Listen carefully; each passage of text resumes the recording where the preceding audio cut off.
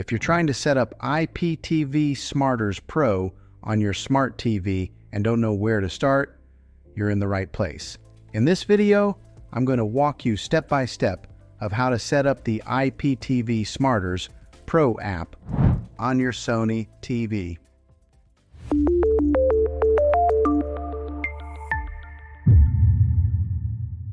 The first thing you need to know is that IPTV Smarters Pro does not come with any channels built in.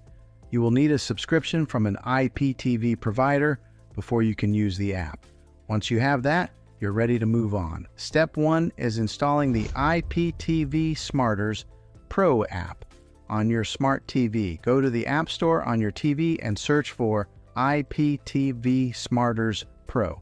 Once you find it, go ahead and download and install the app. After the app is installed, go ahead and open it. The first time you launch it, you may be asked to accept the terms and conditions. Just go ahead and select Accept to continue. Now you'll see a screen that gives you a few different login options. The most common option is Login with Xtream Codes API. Go ahead and select that. This is where you'll enter the information provided by your IPTV service. You'll need 3 things: your username, your password, and your server URL, which is sometimes called the portal URL.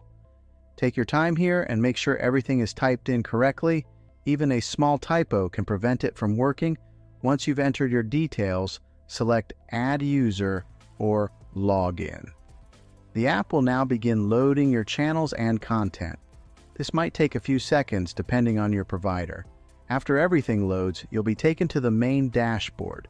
From here, you'll see options like Live TV, Movies, and Series. Go ahead and select Live TV to start browsing channels. If you want a better experience, I recommend taking a minute to explore the settings. You can adjust things like the player, enable subtitles, or organize your channel list.